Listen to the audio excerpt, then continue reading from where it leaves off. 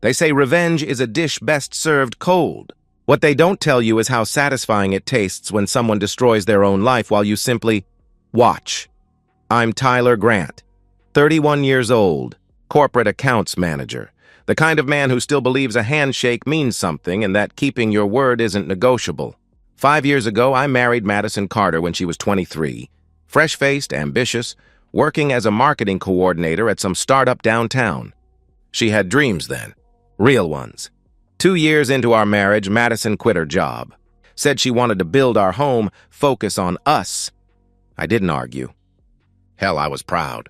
My wife wanted to be a wife. In a world where everyone's chasing the next promotion, the next dollar, the next validation hit on social media, Madison wanted something simpler, something real, or so I thought. I bought our house 6 months before I proposed, a modest 3-bedroom colonial in a decent suburb, nothing fancy but solid. Good bones, my father would have said. The deed's in my name. I put down 20%. Been making payments for 6 years now. Madison moved in after the wedding. Made it feel like home with her touches. Throw pillows, candles, family photos on the mantle. We've got 2 cars, my reliable Honda Civic with 140,000 miles, and Madison's Nissan Altima that I bought her for our first anniversary. Both paid off. No debt except the mortgage. I work 50-hour weeks managing corporate accounts for a mid-sized firm, bringing home enough to cover everything we need and most of what we want. Madison manages our life. Grocery shopping, cleaning, social calendar. The 1,000 little details that keep a household running. It was a good life. Simple, honest. Built on the foundation that I'd provide and she'd manage what we were building together. We talked about kids. When the time is right, Madison always said when I brought it up. When we're really ready. I figured she meant financially ready, emotionally ready, the practical considerations young couples discuss. Looking back, I realized Madison kept moving those goalposts. Every time I brought up starting a family, she had a reason to wait. Just a little longer. Just until this or that lined up perfectly, I should have paid attention to the shift. It started about a year ago with her friend group, Ashley, Brittany, and Jen. 3 stay-at-home wives who turned lunch dates into careers and Instagram posts into full-time jobs. At first, I didn't mind. Madison seemed happy, fulfilled. She'd come home from their coffee dates energized, laughing about inside jokes I didn't understand. But something changed. The girls' nights became more frequent, twice a week, then 3 times. Madison started using phrases I'd never heard from her before. Financial independence, living my truth, empowerment. She'd scroll through Instagram for hours, showing me pictures of women on vacations I couldn't afford, wearing clothes that cost more than our monthly grocery budget. Look at Sarah's trip to Santorini, she'd say, shoving her phone in my face. Isn't that amazing? Yeah, it's nice, I'd respond. Must be nice to have that kind of money. We could have that kind of money, Tyler, she'd reply with growing excitement. We just need to think differently about opportunities. I'd nod and change the subject. I figured it was harmless. Friends comparing lives, dreaming about bigger things. Everyone does it. 3 weeks ago, Madison barely touched her dinner. I'd made her favorite, chicken parmesan with garlic bread, but she sat there texting frantically, her plate growing cold while her thumbs flew across her phone screen. What's so important? I asked. She didn't look up. Girl stuff, she replied dismissively. You wouldn't understand girl stuff. 5 years of marriage reduced to, you wouldn't understand. I finished eating in silence while Madison giggled at whatever was lighting up her screen. When I started clearing dishes, she finally put the phone down. Ashley's doing really well with her new project, Madison said, like I'd asked. What kind of project? I questioned. Just online stuff. Business stuff, she answered vaguely. Evasive. Madison used to tell me everything, every detail of her day, every conversation with her friends, every random thought that crossed her mind. Now I was getting business stuff. That night, I lay in bed listening to Madison giggle in the bathroom. Light from her phone screen leaked under the door for 2 hours. 2 hours. Whatever conversation she was having, it was more engaging than anything we'd talked about in weeks. I didn't think much of it then. I trusted her, completely, absolutely. The way you trust someone you've built a life with, someone who chose you and keeps choosing you every day. I was an idiot. Thursday evening, tonight, I'm on the couch watching the Lakers game, my usual after-work ritual. Beer in hand, feet up, unwinding from another long day, managing difficult clients and impossible deadlines. Madison left for girls' night 4 hours ago, kissed my cheek and said she'd be home by 10. It's almost 11 when I hear her car in the driveway. She enters with energy I haven't seen in months, practically vibrating with excitement. Eyes bright, movements quick and animated. I mute the TV, study her face. This isn't the tired contentment of a good evening with friends. This is something else entirely. Madison sits beside me on the couch, phone clutched tight in her hand like it contains the secrets of the universe. Her leg bounces. She can't sit still. "Ty, I need to talk to you about something important," she says, breathless with excitement. Something that's going to change everything for us. Change everything for us. I should have known by the look in her eyes. That wasn't excitement about us. That was excitement about her. And I was about to find out just how little I mattered in her plans. "I'm starting an OnlyFans account." The words hit like a physical blow. My stomach drops, hands go cold, the sensation of watching something precious shatter in slow motion. I stare at Madison, my wife, the woman I've built a life with, and for a moment, I don't recognize her. "What did you just say?" I manage to ask. Madison's excitement doesn't dim. If anything, she leans forward, more animated. "OnlyFans, Tyler," she explains eagerly. "It's a platform where women can—" "I know what it is," I interrupt, my voice sounding strange, distant. "You want to post naked pictures of yourself online for strangers to jerk off to?" She flinches at my bluntness, but recovers quickly. "It's not like that," she insists. "It's empowerment, Tyler. Financial independence. Ashley's making $3,000 a month just posting photos." $3,000! That's more than I made at my old job. Ashley. Of course it's Ashley. I should have seen this coming the moment Madison started spending time with that woman. Bleached blonde, fake everything. Married to some poor bastard who works 2 jobs to fund her lifestyle while she plays influencer. "So this is what your girls' nights have been about?" I ask, pieces falling into place. "Planning this?" "Planning my future." "Our future," Madison replies, eyes shining with that evangelical fervor people get when they've found their new religion. "Tyler, we could pay off the mortgage early. Take that vacation to Europe you're always talking about. I could contribute again instead of being dependent on you. Dependent on me. Like our marriage is some kind of burden she's been carrying instead of a partnership we built together. You want to contribute?" I respond. "Get a job. A real job." Madison's expression shifts from excitement to irritation. "A real job?" she counters. "Folding clothes at Target for $12 an hour? Filing papers in some office? Tyler, why would I do that when I can make real money doing this?" "Because real jobs don't involve selling access to your body online," I answer firmly. "My body, my choice," she fires back. The phrase rolls off her tongue like she's been practicing it. "You don't own me, Tyler. You're right. I don't own you," I reply, standing up, needing to move, needing space. "But I married you. I made vows to you. I thought you made them to me too." "This doesn't change our marriage," she starts. "Like hell it doesn't." I cut her off, the anger coming now, clean and sharp.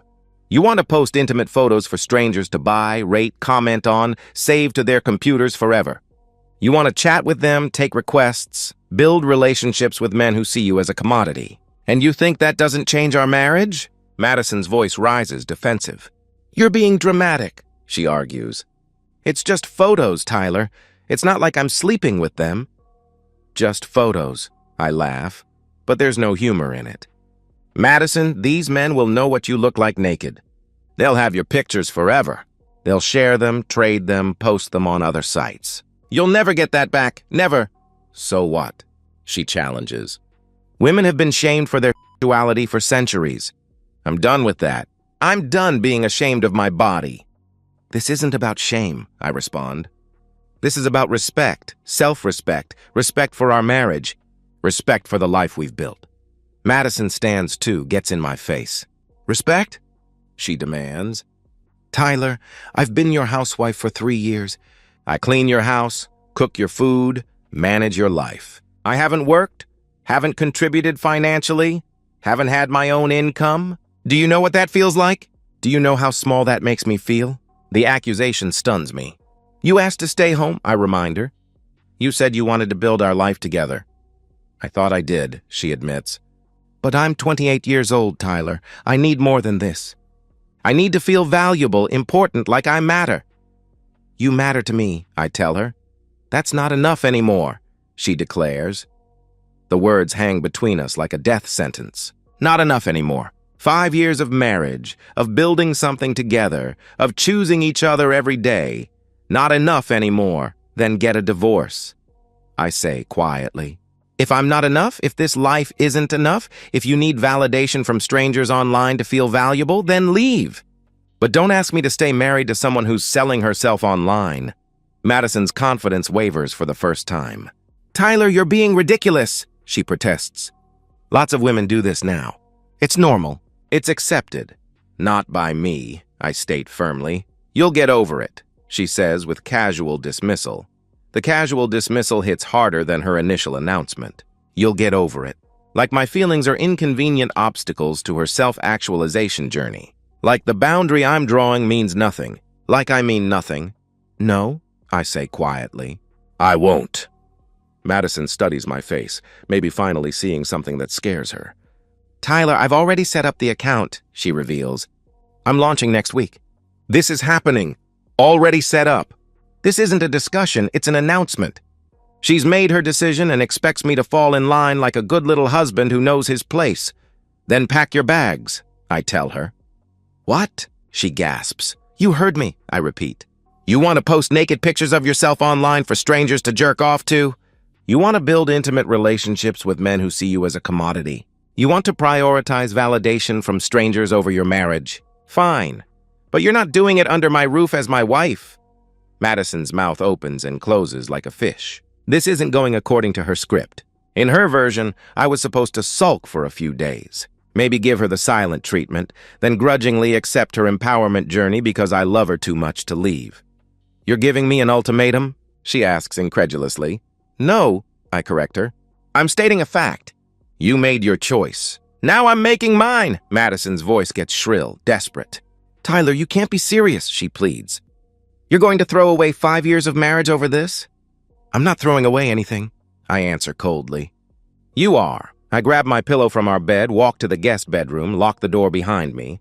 Through the wall, I hear Madison pacing, her voice rising as she calls Ashley. He's being such a baby, I hear her tell Ashley. He'll get over it. He has to. Where else is he going to find someone like me? That laughter, dismissive, confident, certain of her power over me, cements something cold and permanent in my chest. My wife just told me my feelings don't matter, my boundaries are negotiable, and my marriage vows mean nothing. She thinks I'll cave because I always have about smaller things. Dinner choices, weekend plans, social obligations. She's wrong. I lie awake all night, but there's no anger now. Just cold, crystalline clarity. Madison chose strangers on the internet over her husband. She chose easy money over hard work. She chose validation from perverts over respect from the man who loves her. By dawn, I have a plan. She fell asleep thinking she'd won. I lay awake planning her divorce. By the time she woke up, I'd already decided exactly how this would end. She just didn't know it yet. Friday morning. I wake at 6, shower, dress for work like any other day. Madison's still asleep, probably exhausted from her late-night victory lap with Ashley. I leave without saying goodbye. The first of many calculated silences. At work, I attend my 9 o'clock meeting on autopilot. Marketing presentation about Q4 targets, quarterly revenue projections, the usual corporate theater. My manager asks my opinion on the new client retention strategy. I give him something coherent enough to satisfy.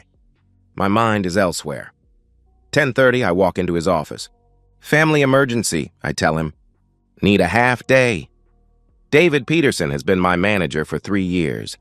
Good guy. Understanding about work-life balance. He doesn't ask questions, just nods.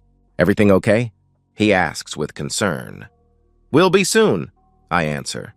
Approved immediately. I clear my desk, grab my jacket, drive across town to Robert Klein's office.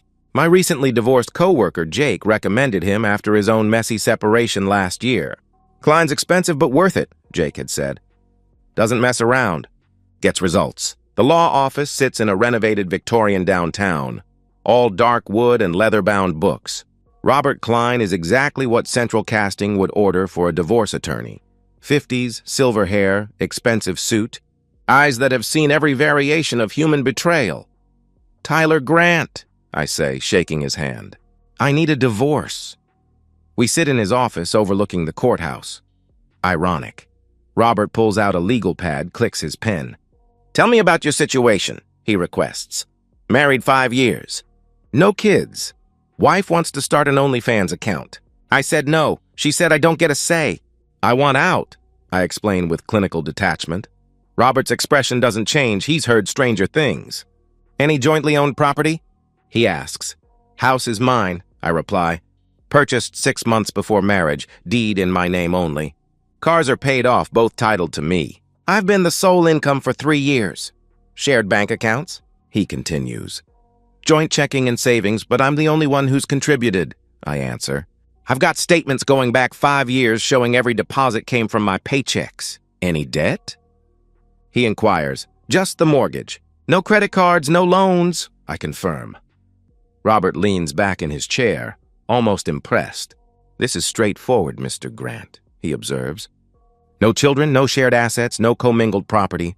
You keep the house, your vehicles, your retirement accounts. If she contests, we cite irreconcilable differences. If she cooperates, we can expedite. 30 to 60 days. Relief washes over me. Not relief from sadness, but relief from uncertainty. I have a plan. I have a timeline. I have control. Draft the papers, I instruct. I want this done fast. Robert pulls out a contract. My retainer is $5,000, he explains. Total cost depends on complexity, but for an uncontested divorce with these assets, you're looking at $8,000 maximum. I write the check without hesitation. Best money I'll ever spend. One question, Robert says. Any chance of reconciliation? Sometimes people say things in anger. None, I state firmly. Robert studies my face, nods. I'll have papers ready by Wednesday, he promises. How do you want her served? I want to be there when it happens, I tell him. Most people prefer, he begins. I want to see her face, I interrupt. Robert makes a note. Saturday morning work for you? He asks. Perfect, I confirm. I drive home that evening feeling lighter than I have in weeks. Madison's on the couch scrolling through her phone, same position as yesterday, probably researching OnlyFans strategies or chatting with her enabler friends. Did you come to your senses? She asks without looking up. I don't respond. I heat up leftover Chinese food, eat in silence, wash my dish, head to the guest bedroom. Madison follows irritated. Seriously? She demands. You're going to pout like a child? I close the door without a word, lock it. Madison pounds on it, demands we talk like adults. I turn on the TV, drown her out. Eventually, she gives up. Through the wall, I hear her calling Ashley. He's being such a baby, she complains to her friend. He'll get over it. They always do. More conversation I can't make out, then laughter. Yeah, he thinks he's teaching me a lesson, she continues. Like I need his permission to live my life. Every dismissive word, every laugh, every assumption that I'll cave makes my decision easier. Madison has no idea she's talking to a man who's already gone. Mentally, emotionally, legally, I've already left. I'm just waiting for the paperwork to catch up. The next 2 weeks become a study in contrasts. Madison continues her normal routine, coffee dates with Ashley, shopping trips, evenings spent curating her future OnlyFans presence. She treats my silence as a tantrum, something to wait out. She tells anyone who'll listen that Tyler's being dramatic about nothing. I overhear a phone call with her mother. Mom, Tyler's being ridiculous, she complains to Linda. I want financial independence and he's acting like I'm cheating on him. It's just photos. It's not even a big deal anymore. Everyone does it. Meanwhile, I operate like a man executing a business plan. I meet with Robert twice more, reviewing paperwork, confirming asset division, scheduling the serving. I move money. From our joint accounts into individual accounts Madison can't touch. Legally permissible since I earned it all. I change passwords on important accounts. I screenshot joint statements showing my sole contributions. I document everything with cold precision. At home, I maintain absolute silence. I don't argue. I don't engage. I sleep in the guest room, eat alone, leave early for work, return late. Madison's frustration grows. She wants a fight she can win, but I give her nothing. She mistakes my silence for weakness. She has no idea it's the silence of a man who's already left mentally, just waiting for the law to catch up. The night before, the serving, I sit in the guest bedroom reviewing the divorce petition one final time. Every detail is perfect. Every asset accounted for. Every loophole closed. No alimony. 5-year marriage where she hasn't worked for 3 years, but she's young and healthy and capable of working. Clean break. Surgical. I sign the petition, seal it in Robert's envelope, set it on the dresser. Tomorrow, Madison will learn what it costs to dismiss a man who keeps his word. She thought my silence meant surrender. She had no idea I was just waiting for the paperwork. By the time she understood what was happening, it would already be too late to stop it. Saturday morning. I wake at 6:30 earlier than necessary, but I want to be present for this. I make coffee, settle on the couch with SportsCenter, project the image of a normal Saturday morning. Madison's still in bed, probably sleeping. Off another late-night strategy session with her enablers. The doorbell rings at exactly 9:47 a.m. David Lawson, the process server Robert arranged, is punctual. Professional, efficient. Tyler, can you get that? Madison calls from upstairs, voice thick with sleep and irritation. I don't move from the couch. You should probably get it, I call back. Madison groans audibly.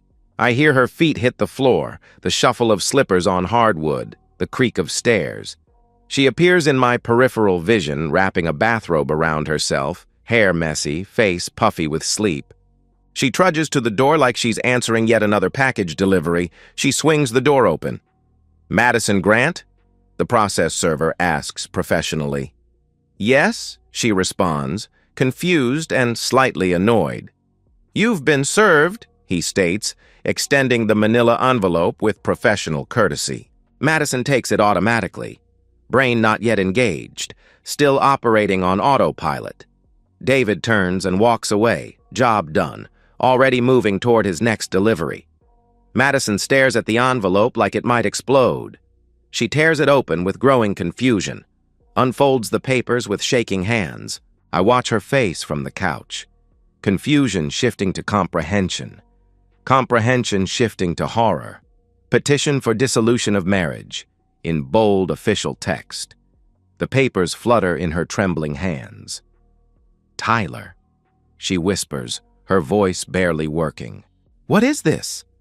I don't look away from the TV. Exactly what it says, I answer calmly. Long pause.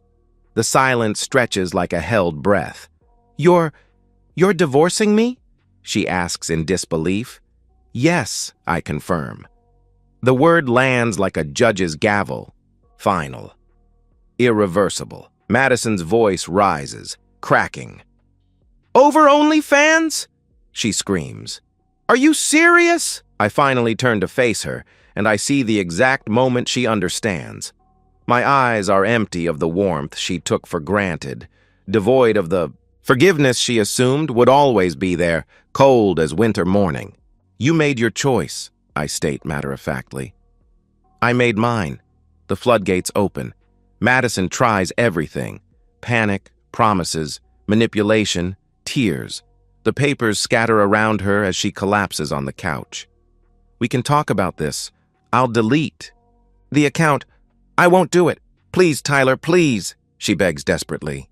Too late, I reply without emotion. I didn't think you'd actually leave me, she cries out. The confession hangs in the air. She gambled with our marriage, bet that I'd never call her bluff, that my love made me controllable. She lost. I stand, grab my keys from the hook by the door. Time to leave her alone with the consequences. Tyler, please, she pleads. Don't do this. I'm sorry, I didn't mean it. I pause at the door, deliver my final instruction as her husband. I'm going out, I announce. When I come back, I want you gone. Pack your things and leave. Where am I supposed to go? She asks desperately. The question is genuine. Madison hasn't thought beyond Ashley's cheerleading and the promise of easy money. Reality is hitting like a freight train. That's not my problem anymore, I answer coldly. Madison makes one last attempt, voice breaking completely. Tyler, please, don't do this. I love you.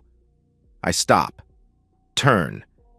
Meet her eyes one final time. If you loved me, I tell her with finality, you wouldn't have chosen strangers on the internet over our marriage. I leave. I drive aimlessly for 3 hours, not from indecision, but to give her time to pack and leave without another confrontation. I grab lunch at a sports bar downtown, watch college football, feel nothing but relief, no second thoughts. No regrets, just the clean satisfaction of a decision made and executed. When I return home at 2 p.m., Madison is gone. The house feels lighter, cleaner, like a weight I didn't know I was carrying has been lifted. Her closet is empty, her bathroom products are gone. Her laptop, her makeup, her endless collection of throw pillows, all vanished. She's left her house key on the kitchen counter, the only considerate thing she's done in weeks. I pick it up, drop it in a drawer, exhale fully for the first time in 2 weeks. That evening, my phone explodes. First, texts from Madison, sent from her car. Tyler, please reconsider. I made a mistake. I love you. Please don't throw away our marriage. Then Ashley, how could you kick Madison out with nowhere to go? You're controlling and abusive, and she's better off without you. Block Brittany tries. Madison is devastated. You're destroying her over nothing. This is abuse. Block.Jen. I can't believe you'd abandon your wife like this. She needs support, not abandonment. Block. My phone rings at 8 p.m. Madison's mother, Linda Carter. I respect Linda. She's been good to me, treated me like a son. I answer. Tyler, Madison showed up here crying, Linda says with concern. She told us what happened. She said you're divorcing her because she wanted financial independence. Did she tell you she wanted financial independence by posting naked pictures of herself on OnlyFans? I ask directly. Silence. Long, heavy silence. Linda, I respect you, I continue. I've always respected you. But Madison made her choice. I made mine. This conversation is over. I hang up. The phone rings twice more. Linda again, then Madison. I silence it. By midnight, it's quiet. By Sunday morning, I've changed my number. By Monday, I'm back at work, functioning normally, already mentally moved on. I blocked everyone, changed my number, moved on with my life. Madison wanted independence. She got it. Just not the kind Ashley promised her. Saturday evening, hours after I served her with papers, Madison drives to her childhood home with 2 hastily packed suitcases and mascara-streaked cheeks. She pulls into the driveway of the modest ranch, house where she grew up, where Linda and Tom Carter raised their only daughter, the people she assumes will unconditionally support her, take her side, shelter her while she waits for Tyler to calm down. Linda opens the door, immediately concerned by Madison's appearance. Sweetheart, what happened? She asks with worry. Why do you have suitcases? Madison collapses into explanation between sobs. Tyler's divorcing me, she cries. Over nothing. He's being controlling and unreasonable, and Tom appears behind Linda, arms crossed. Madison's father has never been one for drama or emotional outbursts. Practical man, retired electrician, built his life on hard work and straight talk. Why is he divorcing you, Madison?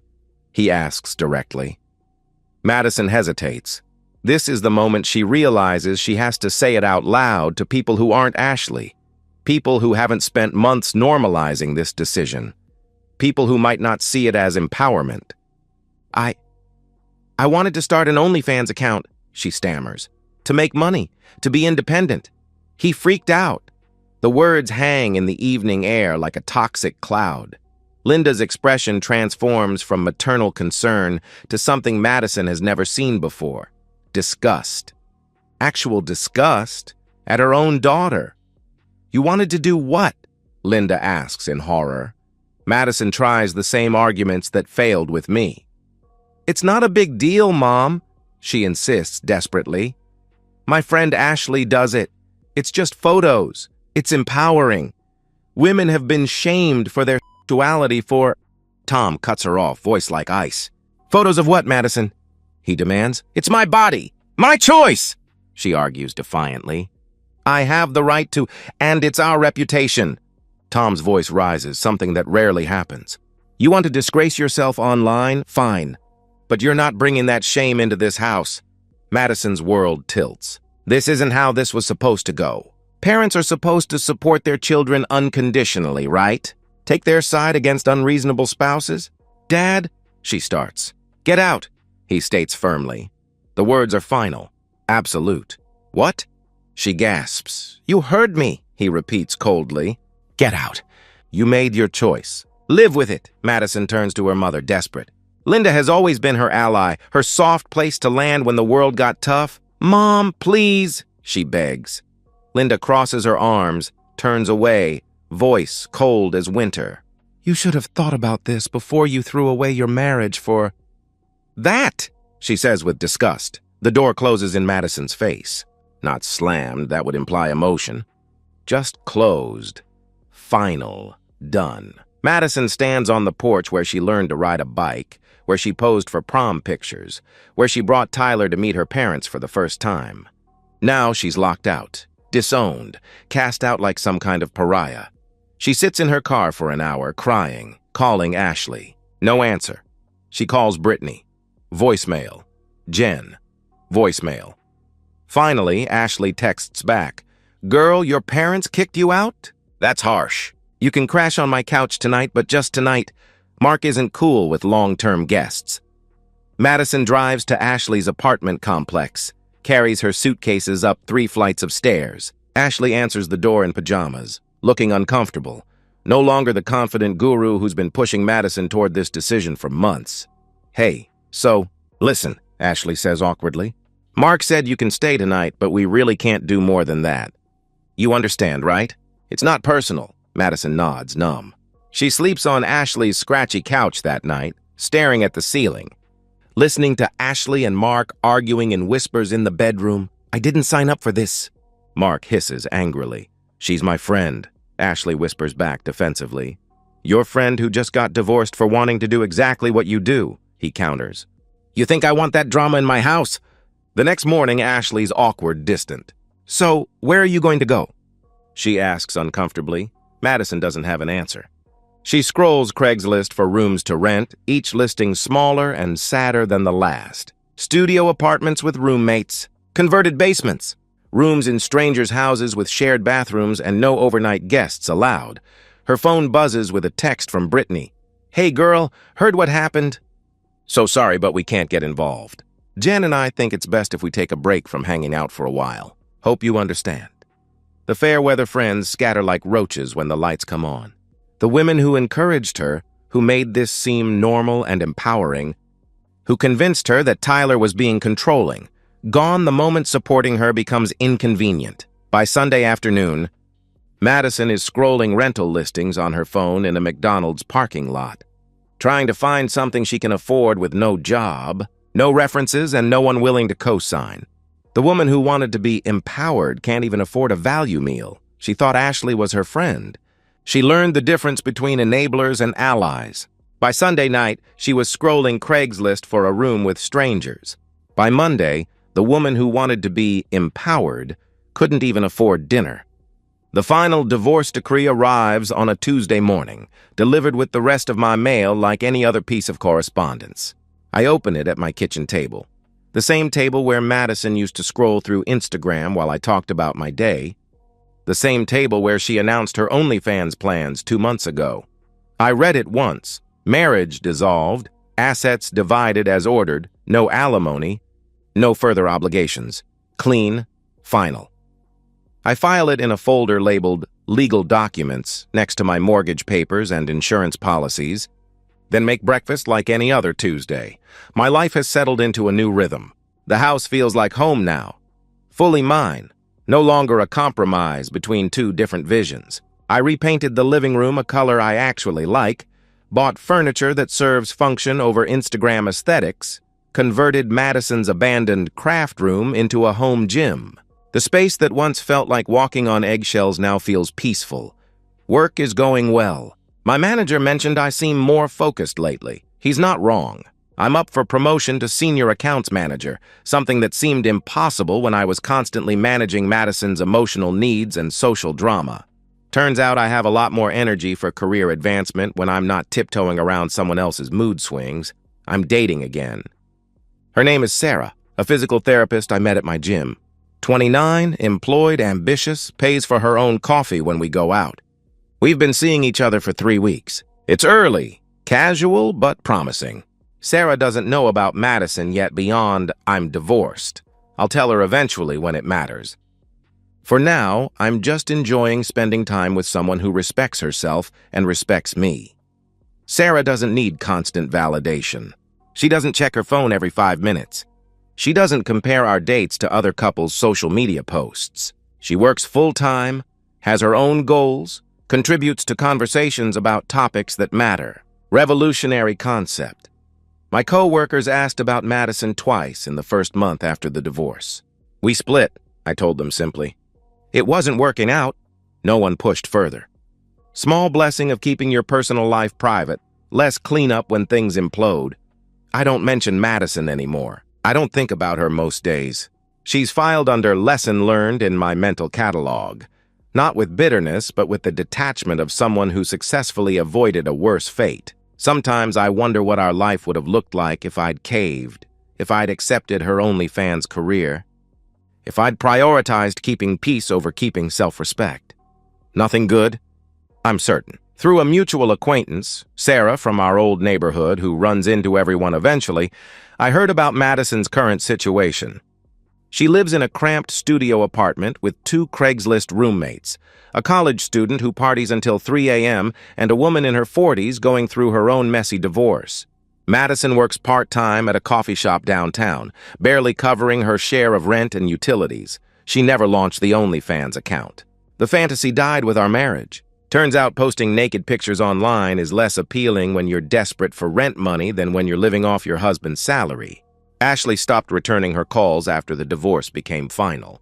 Apparently, a divorced friend with no money isn't as fun as a married friend with disposable income for shopping trips and expensive lunches. Brittany and Jen distanced themselves quickly. Nobody wants the cautionary tale in their friend group. Nobody wants to be reminded that actions have consequences, that husbands might actually leave, that empowerment without wisdom leads to isolation. The mutual acquaintance, Sarah from our old neighborhood, saw Madison at Target last week. She looked tired, worn, older than 28. She was buying ramen noodles in bulk, store-brand everything, counting exact change at checkout. When Sarah asked how she was doing, Madison replied, "Fine," and excused herself quickly. Sarah told me she seemed embarrassed. I absorbed this information without satisfaction or pity. Just acknowledgement. Madison made a choice. She faced the consequences. That's how life works. I don't need revenge updates or the satisfaction of watching her struggle. I protected my self-respect, my values, and my future. That's the only thing that matters. I deleted Madison's contact information months ago. Changed my number. Blocked her family on social media. I don't need closure, don't need final conversations, don't need to know how her story ends. My story moved on. Some people learn that attention isn't love, and validation isn't value. Madison learned it too late. I learned it just in time.